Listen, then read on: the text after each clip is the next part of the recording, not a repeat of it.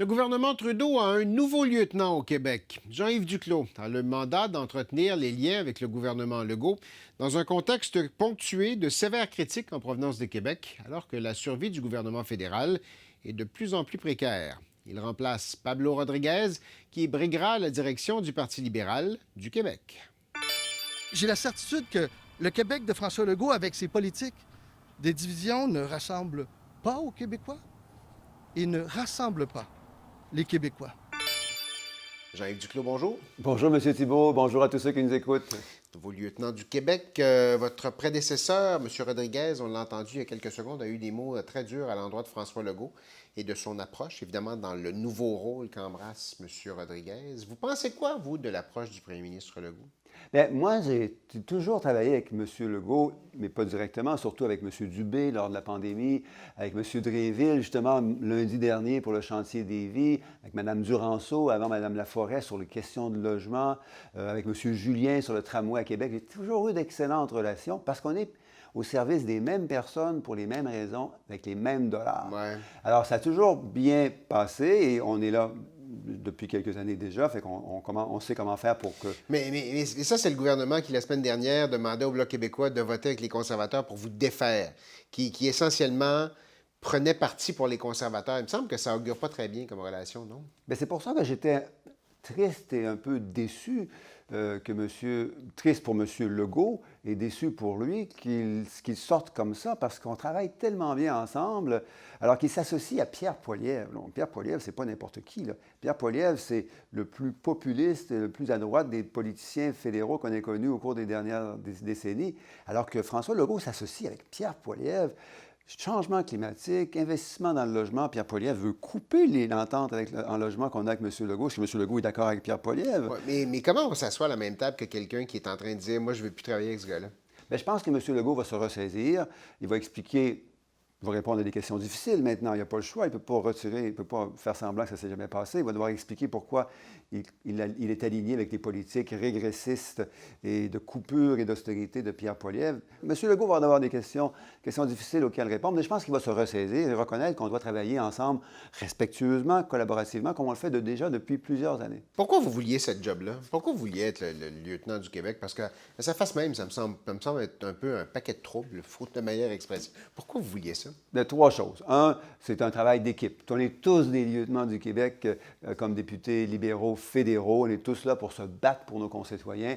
Mais vous, plus que vos collègues, là, tout d'un coup. La deuxième chose, c'est que le premier ministre m'a rencontré, me dit « Jean-Yves, je sais que tu as déjà beaucoup de travail, mais j'aimerais que tu fasses ce travail-là en plus. » Quand notre patron nous demande quelque chose, généralement, on essaie de dire oui. J'ai dit oui avec enthousiasme.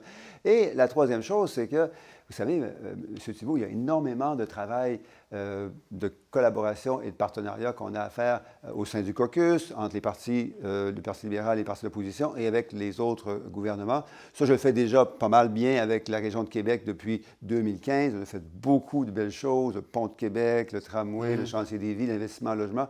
Et je pense que je suis assez habitué de travailler avec mes collègues pour les mettre en valeur aussi, parce que c'est pas moi, là, j'ai juste le titre, mais on est tous, comme je le disais, des lieutenants du Québec.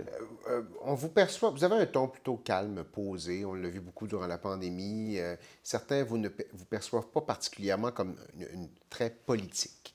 La bête politique avec une espèce de petit côté un peu plus raide qui vient avec ça. Est-ce que c'est un désavantage, d'après vous?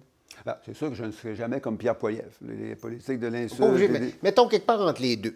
Non, je pense qu'il faut être pas mal plus loin de Pierre Poilievre qu'entre les deux. Mais non, c'est ça que je suis un prof d'université. Ma famille est une famille d'enseignants, plutôt calme, habituée d'écouter, d'expliquer respectueusement. Mais j'ai aussi en dedans de moi la flamme de me battre pour mes concitoyens. On a besoin de se battre pour nos concitoyens en 2024. C'est dur pour beaucoup de gens sur la planète, inclus au Québec. Puis c'est ça qui m'anime pour les prochains mois.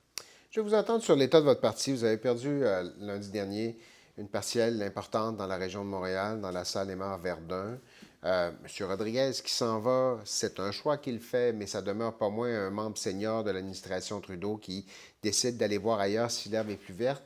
Les gens qui partent quand ça va mal, en général, ça envoie un mauvais signal, non? Bien, je dirais insatisfaction et satisfaction. Sur le terrain, j'étais à Verdun, les gens, effectivement, sont insatisfaits de la situation dans laquelle ils se retrouvent. Avec tout ce qu'on voit sur la planète, l'inflation mondiale. On a beau dire que l'inflation est maintenant à un niveau normal, c'est vrai, mais les gens ne le sentent pas encore. Le taux d'intérêt qui baisse, c'est vrai. Donc, les gens sont insatisfaits en général. Mais ils sont très satisfaits des politiques que l'on met de l'avant, le régime canadien de soins dentaires. Mais c'est vrai aussi pour les investissements, comme je le disais, dans les services de garde, dans les soins de santé, en infrastructure, en transport collectif, l'allocation canadienne pour les enfants qui réduit la pauvreté de 40 %. Les gens sont très satisfaits Mais est-ce qu'ils de vous ça. écoutent encore, les gens? Parce que quand on regarde les chiffres à leur face même, on n'a pas l'impression que votre message percole dans l'électorat. Ou en tout cas, que s'il percole, il ne fait pas grande différence. Mais c'est normal que les gens soient occupés à d'autres choses, là. Les vies sont occupées, les familles, évidemment, n'ont pas beaucoup de temps, l'information circule lentement. Fait que c'est sûr que pour un gouvernement, on aimerait que les gens comprennent rapidement et facilement tout ce qu'on fait. Puis on en fait beaucoup. Un des défis au cours des prochains mois que je vais assumer en particulier, c'est de nous rappeler à nous tous, les citoyens, qu'il y a un contraste et qu'il y aura un contraste aux prochaines élections générales avec la politique de l'insulte, du mensonge et de l'austérité de Pierre Poilievre et une politique positive, optimiste et collaborative qui est celle qu'on va mettre de l'avant aux prochaines élections. Donc, on va devoir choisir. Élire, c'est choisir. On n'est pas encore rendu là. Les gens n'ont pas la tête vraiment à ça, mais éventuellement, on va être rendu là. D'ici là, bien, on a beaucoup de choses à faire. Vous allez vous rendre là quand? Combien de temps vous pouvez survivre, d'après vous? Bien, les gens nous disent, vous avez été élu pour 4 ans. Fait que faites votre job, là, vous avez élu pour 4 ans, rendez-vous à la fin de votre mandat, puis on verra qu'est-ce qu'on va décider de faire par la suite. Non, mais c'est pas entre vous mains. Là. Les partis d'opposition auraient le loisir de vous défaire s'ils décident de le faire. D'ailleurs, il y aura une motion dans 48 heures qui va être déposée justement en disant que le Parti conservateur n'a pas confiance en vous. C'est un risque. Là. Vous allez en avoir une dizaine comme ça des journées d'opposition dans le courant de l'automne. Vous survivez jusqu'à quand? Mais 2 petites choses. La première, effectivement, dans la bulle d'Ottawa, il y a des petites games politiques qui se jouent. Nous, on ne va pas se distraire à part ça. La deuxième chose, c'est qu'un exemple, je pense que le NPD en particulier va vouloir garder à l'esprit lorsqu'il va choisir d'aller jusqu'au bout du mandat de 4 ans, ce sont les soins dentaires pour les adultes de 18 à 64 ans. Il y a presque 1 million de Québécois, plusieurs qui nous écoutent présentement, entre 18 et 64 ans, qui vont devenir admissibles aux soins dentaires juste entre mars et juin prochain. Ça, c'est beaucoup de gens qui n'ont pas les moyens d'aller chez le dentiste maintenant. Alors, le NPD va devoir décider. Est-ce qu'il veut jeter ça en l'air, l'admissibilité d'1 million de Québécois, se ranger avec Pierre Poilievre et ses politiques d'austérité, ou s'il va aller jusqu'au bout de ce régime qu'il a travaillé très fort à mettre en place avec nous? Jean-Yves Duclos, merci beaucoup. Merci et bonne journée à tout le monde.